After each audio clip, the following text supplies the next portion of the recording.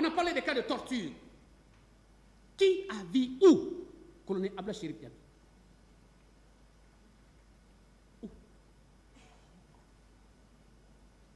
Où? Nulle part. Nulle part. Nulle part, ce monsieur n'a la possibilité de participer à un acte de torture en fournissant des moyens ou en donnant des instructions. On donne les instructions lorsqu'on est responsable, lorsqu'on veut, lorsqu'on a une équipe, lorsqu'on a des subordonnés. On donne l'ordre, on exécute l'ordre.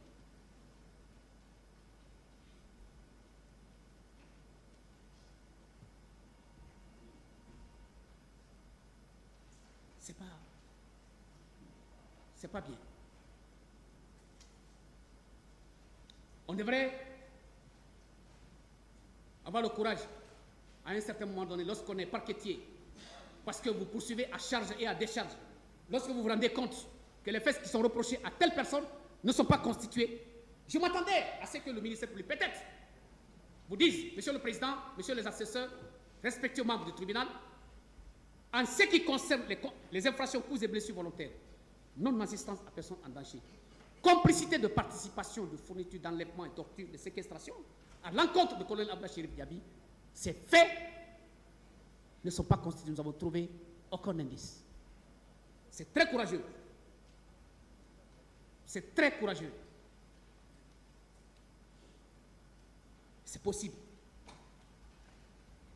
C'est courageux, c'est possible. Et donc, le simple fait de dire simplement que le colonel a agi en pleine connaissance de cause, en participant à l'instruction, à la fourniture pour la commission des infractions d'enlèvement, des infractions de torture, des infractions de séquestration des manifestants, c'est sincèrement de l'abus.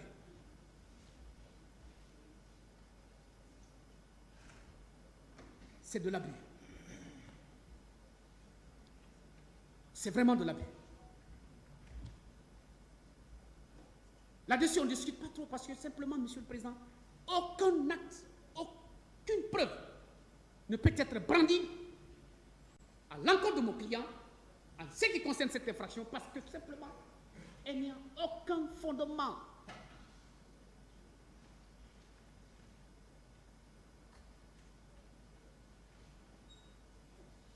La torture, la séquestration, il faut un lieu. Et lorsque vous avez ces lieux, vous devrez être en mesure de prouver qu'il y a une personne extérieure qui a participé à cette torture ou bien qui a encouragé ou qui a facilité la commission de cette infraction. Mais alors, qui a parlé ici? Partie civile, ministère public d'ailleurs, et aussi les témoins.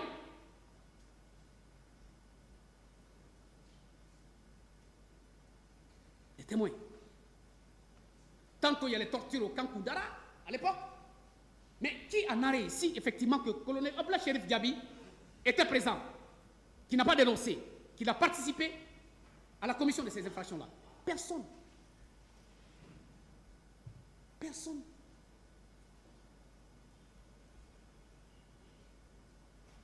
Personne.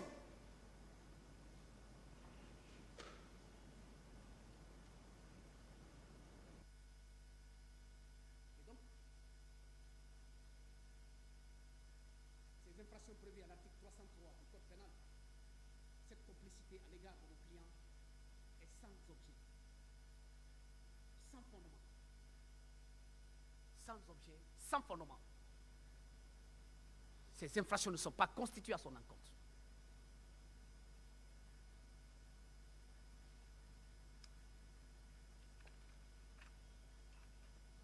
Monsieur le Président, respectueux assesseurs, honorables membres du tribunal, statuant en matière criminelle, dans ce procès historique du 28 septembre, des événements du 28 septembre 2009, l'heure de la vérité a sonné. Vous devrez véritablement être très patient et très prudent. N'acceptez pas qu'on vous conduise dans les erreurs. N'acceptez pas qu'on vous conduise dans les erreurs. N'acceptez pas. Je vous sais indépendant. Depuis,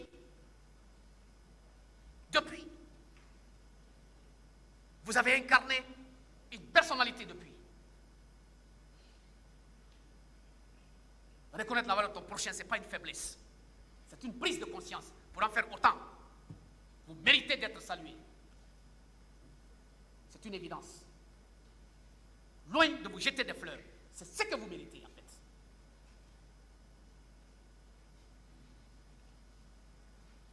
Alors, Monsieur le Président,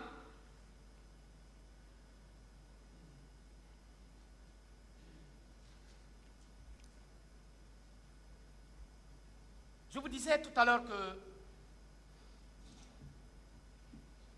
à travers vous et par votre autorisation de m'avoir donné la parole, les uns et les autres sauront ce grand monsieur qui est là. Ce grand monsieur qui est assis ici au box des accusés aujourd'hui. Colonel Abla Chérif Diaby.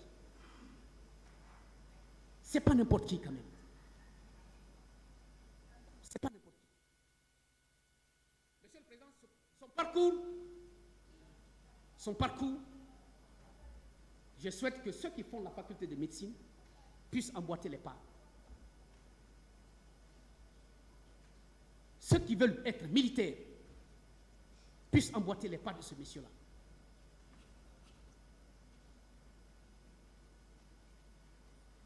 Monsieur le Président, en 1967, colonel Abla Chérif Diaby est inscrit à l'école primaire de Matam, Petit Moscou, Matam 1, Conakry, admis au CPE en 1975. Collège Bonfim, à l'époque appelé CER, du deuxième cycle de Bonfim. BEP en 1975 à Bonfim. Lycée Bonfim, centre de l'enseignement révolutionnaire. Baccalauréat unique en 1978. Beaucoup d'entre nous n'étaient pas encore nés. Au lycée de Coléa, admis avec mention bien. Lauréat. Tout part de là. 1978-1984. Faculté de médecine et pharmacie de Hayamafori Bangoura, premier degré. Et de l'Institut polytechnique de Gamal Abdel Nasser de Conakry. Diplômé de docteur en médecine. Enrôlé dans l'armée en 1985 pour la formation militaire obligatoire. 19e promotion de l'université. Appelé Hindou Police ou Guantagny donné. Notez bien, Monsieur le Président. À l'époque, l'armée guinéenne ne comptait que 2 médecins. À l'époque, il n'y avait que 2 médecins dans l'armée guinéenne. Et il faisait partie. Le reste, c'était des infirmiers. Alors, diplôme universitaire obtenu. Doctorat en médecine de la faculté de médecine et pharmacie de l'Institut polytechnique Gamal Abdel Nasser de Conakry. Diplôme en médecine infectieuse et tropicale de l'université de Marseille 2. Diplôme de médecine de catastrophe de la faculté de médecine de l'université d'Aix-Marseille. Diplôme de chirurgie générale de la faculté de médecine de l'université Mohamed V de Rabat. C'est le Maroc. Diplôme de chirurgie de guerre de l'école d'application de l'hôpital militaire de Valves de Paris. Diplôme de médecine et armée de l'école d'application de collège de médecine de San Antonio de Texas aux États-Unis d'Amérique.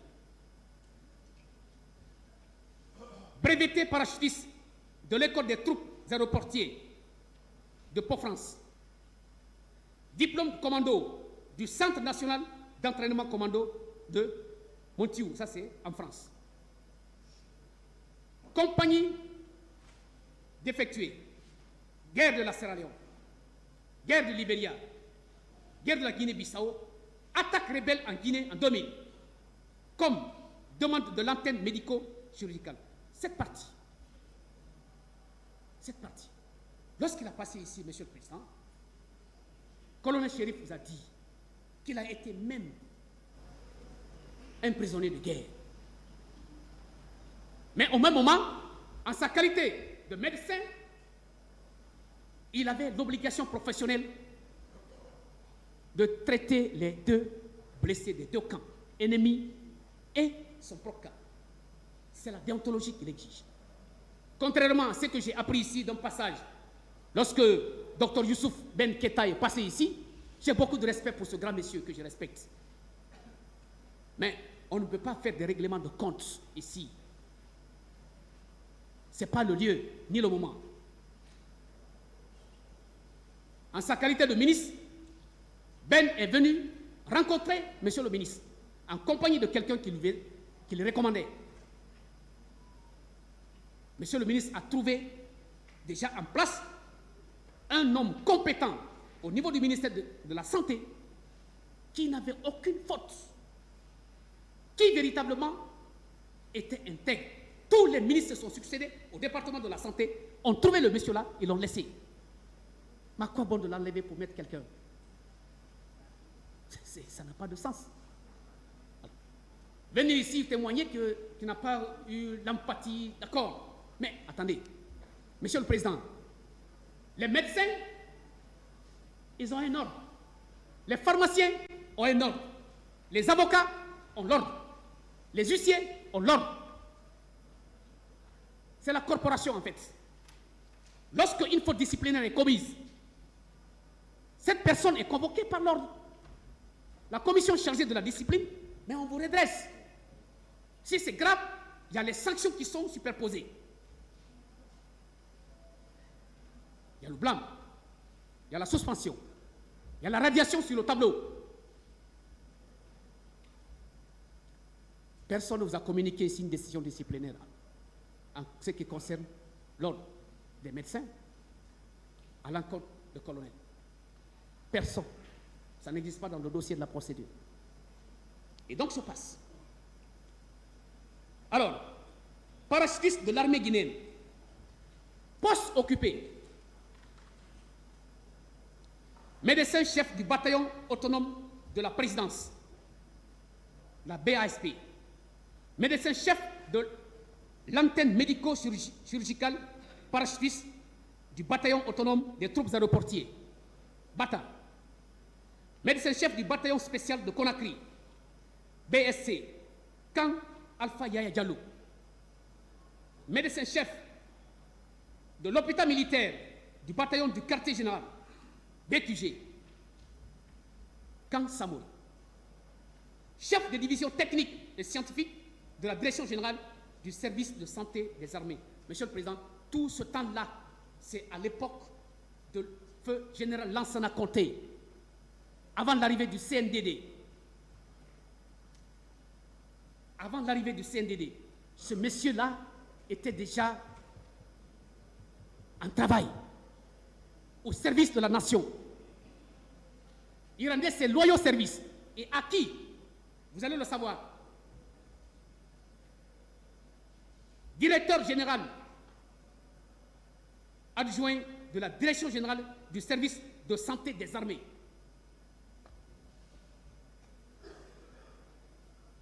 À cette place, il fut nommé directeur général du service de santé des armées.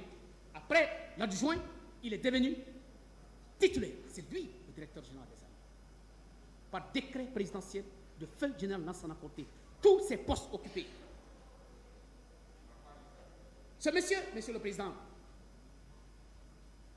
pour ceux qui ne connaissent pas, paix à son âme, général Lansana Conté a fini ses jours dans ses mains.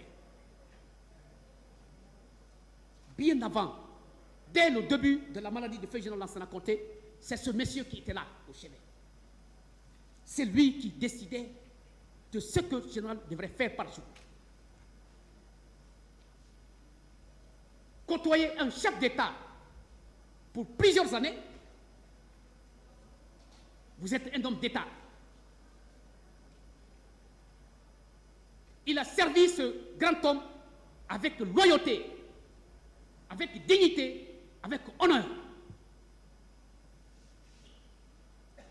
Feu Général Lansana Conté est parti dans l'honneur, dans la dignité.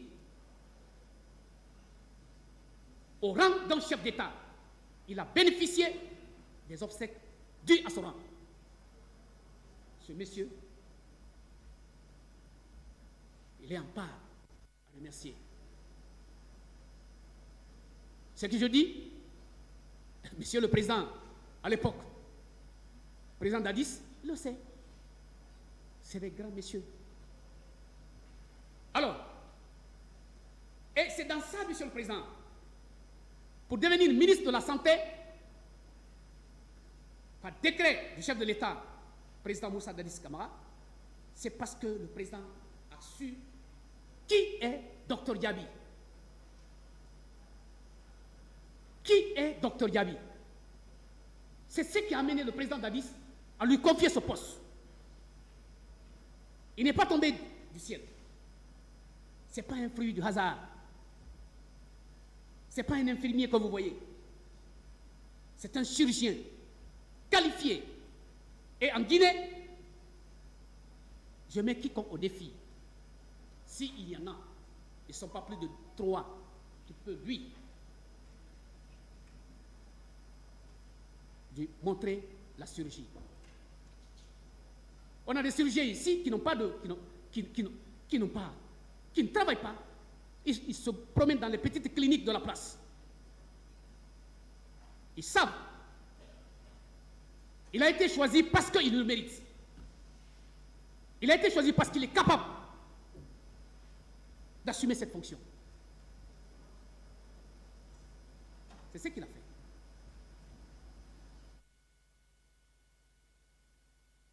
Ministre de la Santé et de l'Hygiène publique, nommé par décret de M. le Président Dadis. Le sommet. C'est après tout ce parcours, le Président Dadis a estimé lui confier le poste du département de la Santé.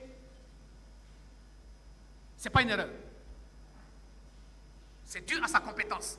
L'homme qu'il faut à la place qu'il faut.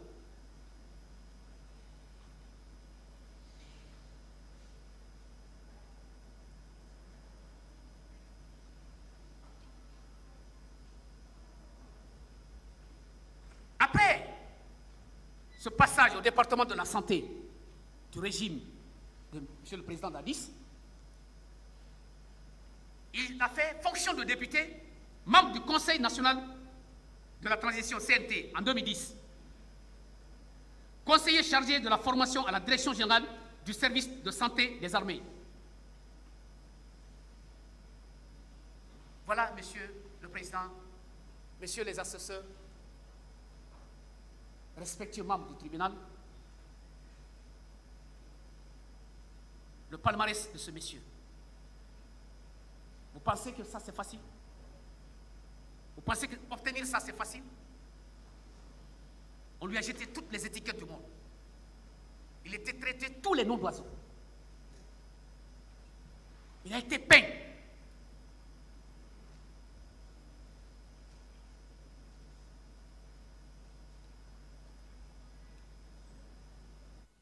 Monsieur le Président, Monsieur le ministre de la Santé à l'époque, colonel Abdoulaye Chérif Diaby,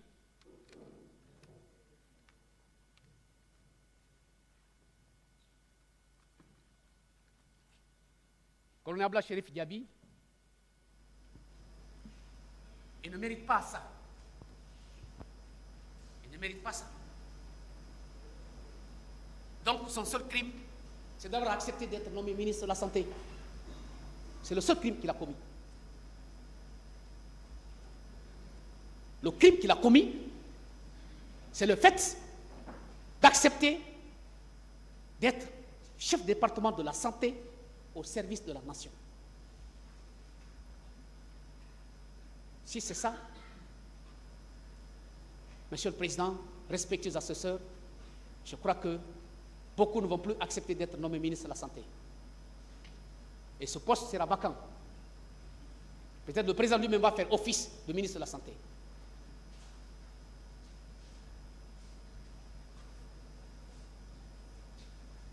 Donc,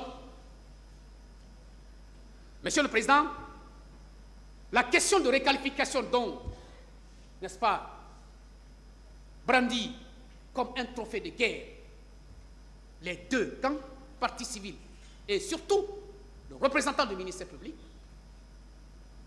c'est une question qui n'a pas sa raison d'être. On vous a beau lire ici des jurisprudences, ça ne colle pas, Monsieur le Président. Ça ne colle absolument pas. Ça ne colle absolument pas.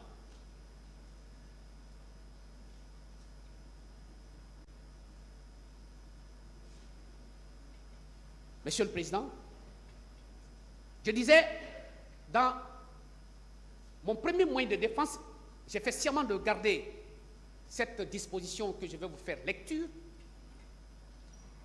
Lorsque vous allez l'accueillir, la prescription de l'action publique pour ces deux infractions précédentes que j'ai citées, veuillez appliquer l'article 6 du Code de procédure pénale, juste la première phrase, qui dispose « Une action civile ne peut être engagée après l'expiration du délai de prescription de l'action publique. »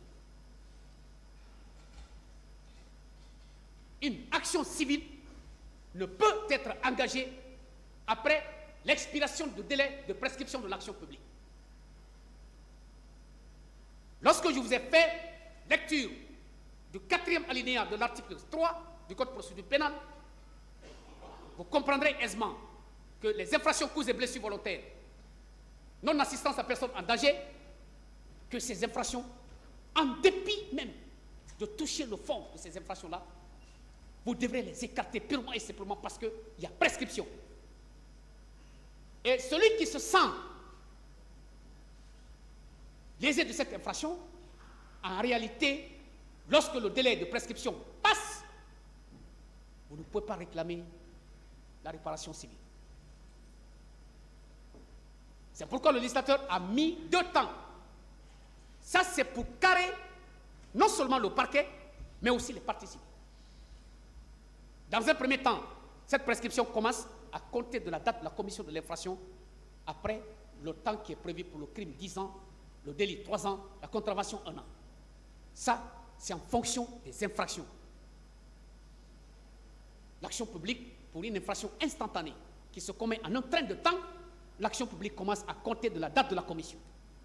Si c'est un autre type d'infraction, telle qu'une infraction successive continue, c'est le jour où l'activité de l'auteur cesse que l'action publique commence. Nous ne sommes pas dans ce cadre-là. Je parle de l'alinéa 4 de cette disposition. À compter du dernier acte d'instruction posé, l'action publique commence, court, à compter du dernier acte, de la date du dernier acte posé. L'ordonnance de renvoi du 29 décembre 2017 constitue le dernier acte d'instruction dans cette affaire.